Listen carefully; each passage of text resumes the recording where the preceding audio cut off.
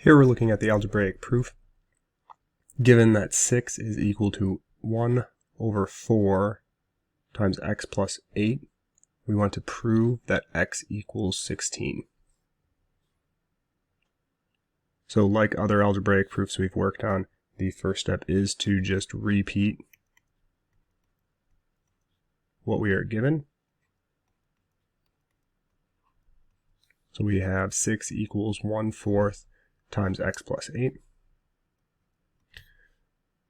The reason, so this is the reason that we know this is true, is because it is given to us.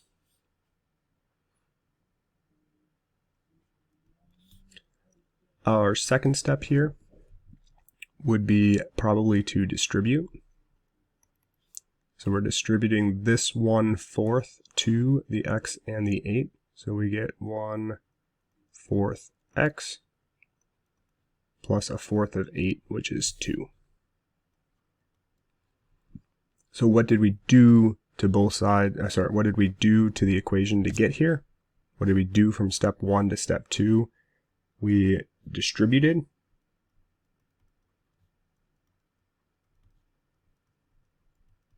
So this is the distributive property.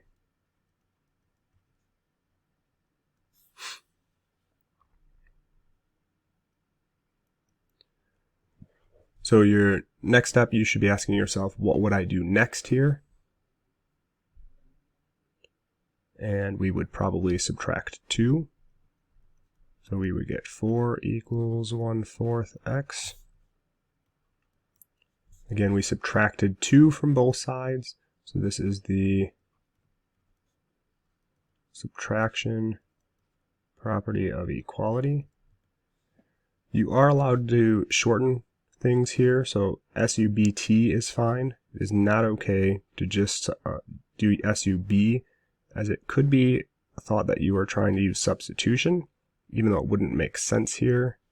I've seen students think that that's what they're using. The next step, we have a 1/4 x, but we want to get it to look like x by itself. So how do we get a 1/4 to cancel off of the right side? We would probably multiply both sides by 4. When we do that, we get 16 is a quarter, or 1/4 times 4 is just 1. Think 4 quarters in a dollar, right? Each quarter is a quarter of a dollar. When you have 4 of them, you have $1. So we get 16 equals x. What did we do to both sides? We multiplied each side by the exact same thing. So that is the multiplication property of equality. And now you should ask yourself the question, is this exactly what I'm trying to prove? Is 16 equals x the thing that I was told to prove? And your answer is no. These are not the same thing. They're very, very close, but 16 is equal to x is not x equals 16. So we need one more step. It's not a hard step, right? If 16 equals x, then x does equal 16. You cannot skip that step. How do we know that? This is one of those properties that's going to come up over and over and over again. It's allowing us to flip what's on either side of the equation. That is called the symmetric property.